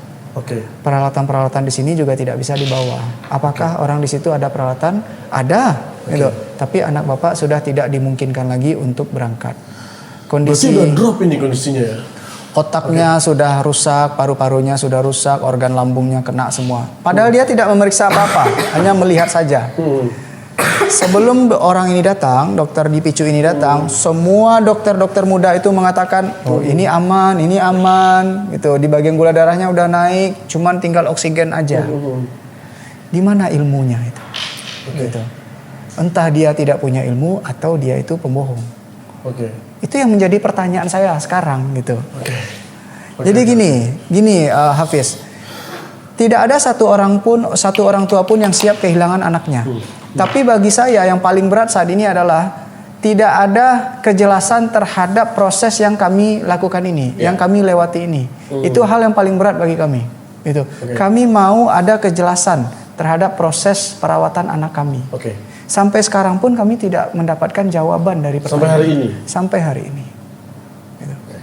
Berarti ini drop dan kabarnya hari ke-10 ya? Bukan, itu hari ke-6 itu Bang. Oh, itu hari ke-6. Hari ke-6 sampai hari ke-10 itu? Kita 7 hari di sana. Oh, 7 hari di sana. Iya. Oke. Anak dibawa ke PICU. Jadi gini, menariknya di sini juga. Kejadian datangnya direksi, bukan direksi ya, orang-orang penting itu diperkenalkan. Sempat datang gitu. Gara-gara mau pindah ke Singapura. Yes, Oke. betul. Orang-orang pentingnya datang, saya diajak rapat gitu kan. Oh, diajak rapat? Iya. Ini kondisi CEO masih Kritis. Kritis sekali. Oke. Apa kata orang PICU, Pak, Alseo kondisinya sangat kritis, semua organnya sudah pada rusak, gitu. Memang harus dibawa ke PICU, tapi ruangan PICU penuh. Kami tidak bisa bawa sekarang. Oke. Lalu anak saya dibiarkan meninggal di sini. Oke. Mau diapakan anak saya? Ya itulah kenyataan pahitnya di rumah sakit ini, Pak. Banyak orang sekarang yang antri juga untuk PICU. Oke. Apa jawaban dari dokter DPJP? Beliau menggantikan saya ngomong, kurang lebih bahasanya seperti ini. Mohon maaf Bapak Ibu, saya menggantikan Pak Doris ini untuk berbicara karena beliau tidak punya keahlian berbicara seperti ini. Saya akan menggantikan. Jadi kan ada kondisi pasien ini yang kritis sekali, ada juga yang baru kritis. Kritis kali ini kan mau meninggal. Kenapa yang kritis ini tidak kita geser dulu? Kita dahulukan yang kritis sekali. Alseo ini kondisinya kritis sekali. Siapa tahu dengan kita dahulukan selamat. Mereka rapat-rapat lagi, bisik-bisik, barulah Di situ rapatnya tuh? Ya. Oke. Enggak, mereka keluar. Keluar dulu. Saya ditahan di dalam. Saya ditahan di ruangan sebelah, ya kan? Mereka keluar sebentar, biar nggak kedengeran sama saya. Oke. Gitu. Dan timbullah kesimpulan. Tidak beberapa lama timbul kesimpulan. Nah, apa mereka bilang, Pak, alhamdulillah Pak, Alseo bisa masuk ke ruang PICU. Gitu. Tapi masuknya jam berapa? Jam 12 siang.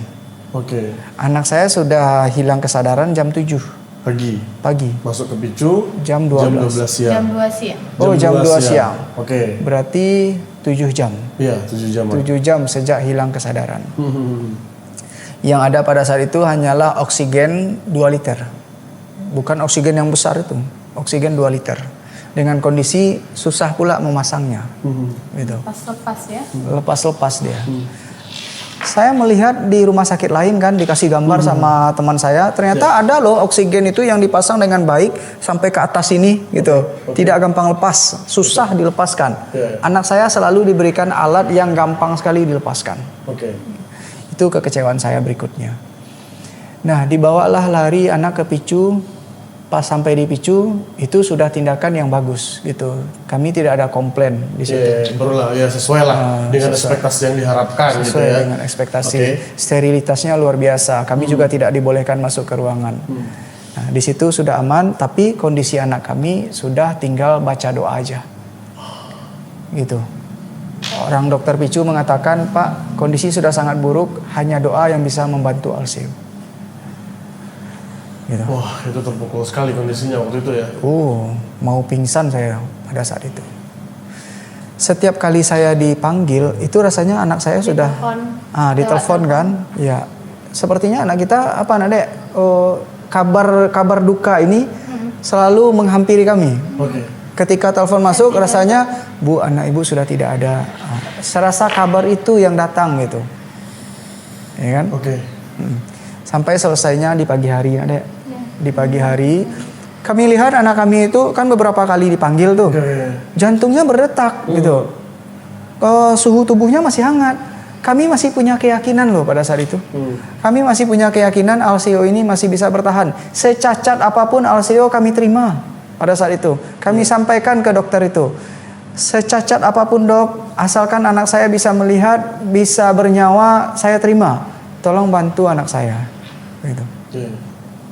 Ternyata Alseo itu jantungnya berdetak hanya dibantu oleh alat. Bukan jantung yang berdetak, tapi alat yang mendorong-dorong dadanya itu. Gitu. Ya, denyut jantungnya sudah kecil sekali, Dek. Sudah tidak terlihat kalau tidak pakai alat. Nafasnya sudah tidak ada. hanya oksigen yang ditiupkan ke dalam tubuhnya. Udah alat lah yang kerjain ini. Alat semua yang kerja. Nah itu. Sampai dapat kabar?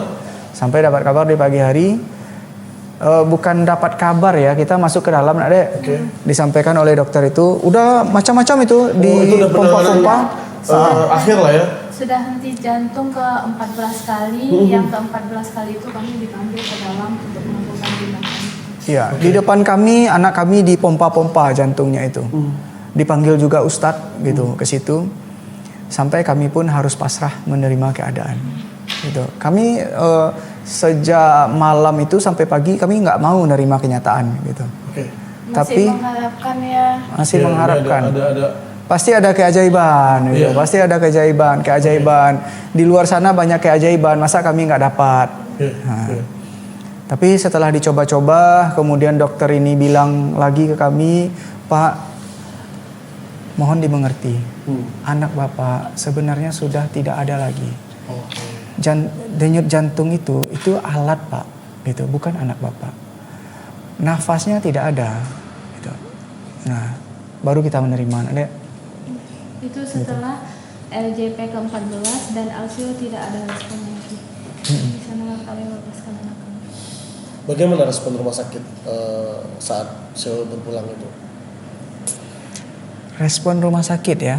Kalau kami melihat karena orang meninggal terus tiap hari di situ kan, kami rasa mereka meresponnya seperti hal yang wajar-wajar saja gitu.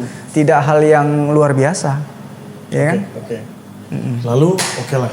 Karena semua kejanggalan itu yang membuat ya kita semua tidak menerima ya, terutama abang sama kakak. Baru saya lihat di media sosial juga ada tindakan mediasi nih dengan rumah sakit. Itu apa yang terjadi setelah itu? Ada yang cerita. Ya, mungkin kita mundur sedikit dulu Bang. Rincian yang tadi nih. Balik kejadian kesimpulan yang terjadi selama 7 hari perawatan. Nah, ketika di IGD sebenarnya Alsio ini akan dipasang yang namanya NGT, alat bantu masuk makanan itu kan Bang. Nah, di sana Alsio udah puasa belasan jam, 18 jam mungkin. Saya dibilang dokter, anak ibu mau dipasang NGT ya katanya. Terus saya tanya, dok, ini Alsio kan udah puasa 18 jam. Ini memang mau dimasukkan makanannya sekarang atau nanti setelah operasi? Dijawab sama dokter, nanti Bu setelah operasi. Jadi saya tanya, ini kan anak udah kesakitan dok, bisa nggak nanti dipasang NGT-nya pas dia lagi dibius saja di ruang operasi? Oh gitu, boleh sih, bisa. Di sana kami sepakat. Tiba-tiba datang dokter satu agak arogan ya. Dia bilang, Ibu ini tanda tangan ini ya. Ternyata itu adalah inform consent penolakan tindakan pemasangan NGT. Jadinya kami kaget. Loh dok, kami kan nggak nolak. Lah gimana nih? Tadi katanya nolak. Pergi dia. Datang lagi perawat. Iya menghilang. Datang lagi perawat. Ngomonglah di sana, diskusi lagi sama perawatnya, menjelaskan kalau kami itu nggak menolak Bu, tapi menunda. Oh gitu, ya udah. Berarti ini bukan penolakan ya, tapi penundaan dan akan nanti dilakukan pemasangannya di ruangan operasi. Di sana disepakati, ditandatangani. Tahu nggak? Ternyata ketika keluar dari ruangan operasi tadi, benar nggak dipasang loh NGT itu. Padahal anak sangat butuh. Keluar dari operasi itu nggak dipasang? Nggak dipasang. Nah, gini Bang, pada hari Sabtu Alsio pertama kali dirawat di HCU bedah umum ini, keadaan umumnya udah baik Bang. Lukanya masih sakit gitu. Soalnya kerasa sama kita dia kayak melindungi dirinya gitu kan. Keadaan umum dia baik. Luka masih sakit. Nah, hari kedua setelah dimandikan oleh dokter Y tadi, keadaan umumnya lebih baik lagi. Lukanya dia kayak udah nyaman nyenggolin ke saya, soalnya kan dia asli. Dia sangat baik-baik saja, tidak nangis, tidak rewel. Dia menangis hanya ketika lukanya disentuh seperti dibersihkan popok atau diganti perban. Hanya ketika itu anak kami nangis Bang. Hari ketiga dia memang demam, nggak dimandiin jadinya. Hari keempat demamnya sudah tidak ada, di sana dimandikan. Nah di hari itulah banyak seperti serangan-serangan untuk Alsio Bang. pertama dimandikannya dengan air kotoran. Oke. Nah, yang kedua, awalnya kan Alsio cuma sendiri di ruangan HCU bedah itu. Setelah itu masuk anak-anak. Lalu ada orang dewasa bang, tepat diletakkan di sebelah bed Alsio. Oke. Ini orang tua ini dia kayak udah ngigau, udah sakit berat itu. Udah mau meninggal. Iya, bahkan kami dengar ada ISK gitu ya sakitnya, infeksi segala macam. Lalu ada juga OB baru rapat tepat di depan bed anak saya. Oke. Lalu di dekat bed Alsio ini bang juga ada tempat sampah. Sampah medis di Ini situ. di ruangan ini ada CCTV nggak sih? Harusnya ada ya? Saya lihat tidak ada. Oh, dulu tuh ada CCTV. Gak susah Saya juga pun- untuk mempertanggungjawabkan nanti ya. Nah, saya pun baru kali ini melihat rumah sakit tidak ada CCTV. Di setiap kejadian-kejadian yang kakak ceritakan tadi itu ada CCTV di situ. Tidak ada. Di sini juga ada CCTV berarti. Tidak ada. Seingat kami tidak ada. Oke.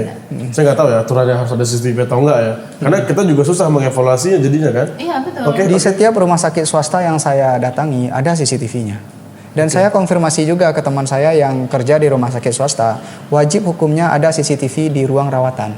Oke. Itu gunanya untuk memastikan para dokter dan nakes bekerja sesuai dengan SOP. Dan di situ nggak ada CCTV. Di situ makanya setelah ini juga susah juga untuk diminta.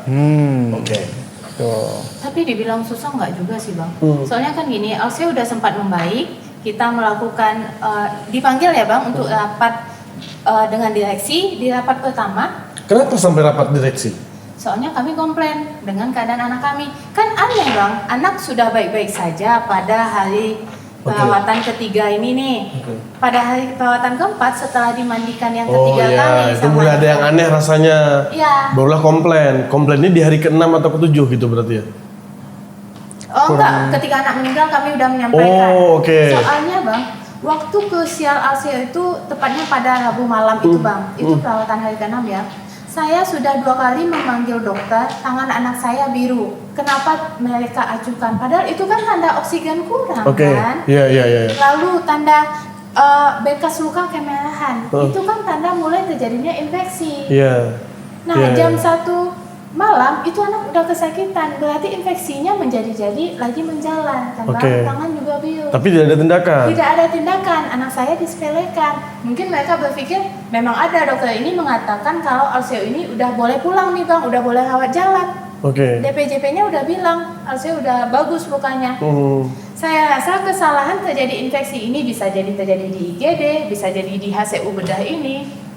Antara dua itu. Oke. Jadi yang kami sesalkan, anak kami ini lukanya udah sempat baik, tapi karena dikasih serangan virus terus-menerus dan Yeah. ketika anak kami mulai menunjukkan tanda-tanda, baru tanda-tanda ini bang kan orang nggak mungkin langsung meninggal Yeah. kan, dia harus muncul tanda-tanda dulu, Iya. direspon dulu sama tubuh, baru gawat, baru kritis, baru meninggal. Nah ini anak saya ditangani ketika sudah kritis baru meninggal. Oke. Nah, bagaimana kami orang tua tidak menuntut gitu loh bang? Harusnya ketika dokter datang memang melakukan pemeriksaan yang benar kepada anak kami bang. Rasanya Alsio Ada peluang lah harusnya Ada gitu ya. peluang harusnya. Harusnya ada peluang gitu. Kami kan sering juga berobat ke rumah sakit. Nuri kan mengandungnya tidak mudah Iya, gitu, sering masuk rumah sakit. Semua pelayanan yang kami terima di rumah sakit swasta itu tidak kami temukan sama sekali di rumah sakit negeri ini. Ini baru masuk pertama kali negeri nih. Sebelumnya saya waktu kecil pernah masuk rumah sakit negeri gitu. ketika udah nikah nggak pernah ya? Ketika udah nikah nggak pernah sama sekali. Dan kejadiannya seperti ini. Kejadiannya Oke. seperti ini. Oke, singkat cerita, setelah Sio meninggal, kelanjutan sama rapat sama rumah sakit itu gimana? Terjadi mediasi itu gimana? Jadi mereka menjanjikan akan melakukan audit klinis secara menyeluruh. Oh, ketika komplain? Ya, Oh, berarti ketika komplain. abang sama kakak setelah Sio meninggal ini langsung komplain? Langsung komplain. Oke, setelah komplain itu mereka mengatakan akan mengadakan audit menyeluruh. Ya, Oke, audit setelah menyeluruh. Hari pertama direktur dan timnya minta maaf. oke. Tapi kami sampaikan, kami tidak mau direktur dan timnya minta maaf. Kami tidak mengenal direktur dan tim. Oke. Gitu. Kami mau dipertemukan dengan petugas yang merawat anak kami. Oke. Kami ingin kejelasan. Gitu. Kalau misalnya salah, mereka minta maaf. Oke, Di hari keduanya, mereka semua dikumpulkan. oke. Saya panggillah orang-orang yang saya duga melakukan kesalahan itu. Dan ada satu orang, Dokter T yang kita sebut tadi, dia mengakui secara gamblang dia tidak melakukan sesuai dengan SOP. Oke. Ada videonya sama Dia saya. mengakui di situ. Mengakui di situ. Oke, ada videonya itu ya. Ada Dokter video. T ini mengakui dia tidak melakukan sesuai dengan standar operasional prosedur. Iya, Oke, terus betul sekali. setelah itu? Gitu. Nah, saya awalnya tidak ingin melanjutkan kasus ini. Saya hanya ingin dia meminta maaf secara baik-baik, berikan kejelasan kepada kami supaya di masa depan kami tidak dibodohi lagi. Iya. Supaya hati istri saya ini sembuh gitu. Orang ini memang lalai tapi dia udah minta maaf. Tuhan aja Maha Pemaaf, masa kita manusia nggak mau memaafkan? Sudah saya sampaikan seperti itu, tapi mereka tidak mau memberikan video itu. Video klarifikasi, video permintaan maaf. Ya, jadi perjanjian awal kita, Bang, kami maunya masing-masing dokter yang bersalah kepada anak kami dan melakukan pelecehan verbal, bisa dibilang kayak gitu, banyak di sana, Bang. Kejadian kami kayak ngerasa ngemis banget gitu Oke. Minta maaf secara langsung kepada kami, divideokan. Nah, dan sebenarnya kami udah membawa tim-tim kami untuk merekam. Cuman ibu bagian humas ini menyampaikan kami tidak boleh merekam. Yang diizinkan merekam adalah humas mereka. Dan berjanji nanti tenang Bu, video ini akan saya bagikan ke Ibu sebagai obat hati Ibu. Soalnya saya kan mau obat hati kita, mereka mengakui kesalahan mereka ya Bang ya. Dan insya Allah itu obat hati kita. Ternyata Bang mereka ingkar. Sampai hari ini tidak diberikan? Sampai hari ini tidak diberikan. Informasi terakhir, audit klinisnya sudah selesai. Mereka sudah melakukan preskon. Dan mereka sampaikan mereka sudah bekerja sesuai dengan audit, sesuai dengan SOP. Nah, ini saya juga baca pakar hukum dan praktisi-praktisi sudah mendukung abang sama kakak juga ternyata gitu ya. Banyak sekali. Itu gimana? Apa yang kakak rasakan setelah itu? Ini satu sisi memang jadi panjang. Tapi memang kan kakak sama abang dapat dukungan. Karena memang ada yang salah dalam kasus ini. Itu apa harapan kakak sama abang ke depannya? Harapan kami ke depannya Bang, masalah Alseo ini memang benar-benar diselesaikan dan dinilai secara hukum yang berlaku Bang. Di audit benar-benar di audit? Di auditnya independen, bukan internal. Ini masalahnya dari oknum kah? Atau memang fasilitas rumah sakit yang belum memadai? Atau memang operasional atau prosedur yang belum pakem yang bagus, ini harus diaudit yang mana gitu ya. Kalau memang ternyata SOP udah benar nih, fasilitas udah lengkap, berarti oknum yang salah. Tentunya oknum harus diganjar hukuman sesuai dengan aturan yang berlaku. Kalau oknumnya nggak salah, SOP-nya yang salah, ya kita perbaiki SOP-nya. Itu yang kita inginkan sebenarnya kan. Kalau memang fasilitas belum lengkap, ya kita bisa minta ke pimpinan-pimpinan kita untuk lengkap itu. Tapi hari ini belum ada kejelasan dari 3 hal ini yang mana yang salah, gitu ya. Apa penyebab dari ketiga ini belum ada sama sekali. Bahkan ada di rumah sakit mengatakan CEO ini kritis sejak awal malahan. Iya, bingung kami jadinya. Kalau mereka bertemu dengan kami, apapun yang mereka sampaikan, mereka ada poin-poin kesalahannya. Gitu. Ini banyak PR ya untuk kita semua ya, dan kita sendiri juga kalau saya pribadi tentu kita tidak bisa menilai ini secara cepat. Ini bisa kita simpulkan saat audit independen ini dilakukan. Nah itulah yang abang sama kakak harapkan. Abang sama nggak duduk rumah sakit juga, dasarnya gitu ya. Tapi kita butuh data yang detail dan lengkap agar ini tidak terjadi lagi di masa depan. Kedepannya gitu ya. Masalah yang sering terjadi di rumah sakit ini yang dikeluhkan oleh orang-orang yang pernah berobat ke situ. Yang pertama mulut kasar. Gitu. Kemudian yang kedua penundaan yang terlalu lama tanpa ada kepastian. Kemudian yang ketiga, peralatan yang tidak digunakan dengan semestinya. Kemudian yang keempat, diagnosa yang terlalu cepat, gitu, sehingga memberikan obat yang asal-asalan. Itu bukan kami yang menyampaikan, tapi komentar-komentar di media sosial itu. Berarti saya makin kuat sekarang untuk melanjutkan kasus ini sampai selesai. Saya akan tuntut baik dari sisi perdata maupun pidana. Menurut keyakinan saya, di Indonesia ini hukum masih adil dan berimbang, gitu. Orang-orang yang berhati nurani itu masih banyak di Indonesia ini, entah itu dari instansi kepolisian maupun dari instansi non kepolisian, gitu. Kalau orang-orang ini bersalah, yang mengurus Alseo ini bersalah, saya mau dia dicabut izin prakteknya. Kalau ada tindakan pidana, saya mau dia dipenjarakan. Gitu. Hanya dengan cara seperti itulah nanti akan ada keberanian bagi masyarakat Sumbar untuk mengawasi mereka secara langsung. Saya ingin nanti di rumah sakit itu masyarakat di Sumatera Barat ini punya keberanian seperti ini. Kamu hati-hati memegang anak saya. Iya. Kalau kamu macam-macam, kamu bisa saya penjarakan. Hati-hati kamu memegang anak saya. Kalau kamu macam-macam, kamu bisa dicabut izinnya. Di rumah sakit swasta, saya sering sekali mendengar hal itu. Tapi di rumah sakit negeri, nggak ada yang berani satupun. Kenapa itu terjadi? Karena tidak ada satu orang pun yang menyelesaikan kasus ini sampai ke tahap perdata dan pidana. Itu yang abang sama kakak perjuangkan hari ini. Yes, betul. Oke, semoga ini segera mendapatkan titik terang. Saya juga menunggu kabarnya rumah sakit sedang membuat audit gitu ya. Tapi itu masih internal. Dan kita berharapnya ini eksternal gitu ya. Eksternal, independen, sehingga kita bisa mendapatkan hasil yang sangat objektif dari pengauditan proses ini gitu ya. Oke, ini dari hati kakak nih kak. Apa nih kak? Pesan kakak untuk tenaga medis, mungkin ada yang nonton hari ini. Apa yang ingin kakak sampaikan? Saya yakin dan percaya tenaga medis juga pasti banyak yang baik gitu ya.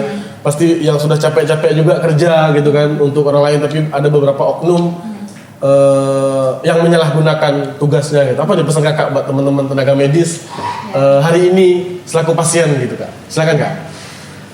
Tenaga medis, saya sangat percaya kepada kalian. Saya sendiri dulunya adalah tenaga medis. Kita sudah dibebani, sudah diberi tanggung jawab dengan sumpah kita. Ingat kembali sumpah kita, sumpah jabatan kita. Jangan lupa memanusiakan manusia. Itu pesan penting bagi saya untuk kita semua. Oke, ini kak, bukan maksud apa-apa ya. Apa nih, sebenarnya CEO ada malam hari ini. Apa yang ingin kakak sampaikan kepada CEO yang pastinya juga kakak rindukan. Silakan kak. Jangan gitu. Nggak kuat. Boleh. Melihatnya kemana? Iya, boleh ke kamera juga gitu. Seo pasti tahu Mama sangat sayang sama Seo. Mama tidak menyangka hanya selama ini Mama diberi waktu untuk mengasihi Seo. Mama sangat merindukan semua momen bersama Seo. Walaupun itu momen Seo menangis, memberatin tangan Mama, nggak apa-apa. Mama kangen semua. Mama insya Allah akan menyelesaikan kasus ini untuk Seo. Ini adalah sebagai hadiah perpisahan kami kepada Seo, anak kami yang sangat berharga. Bahwasannya Alseo adalah pahlawan bagi bayi-bayi selanjutnya. Kita usahakan nak, tidak ada lagi bayi-bayi seperti Alseo yang nyawanya disepelekan. Baik.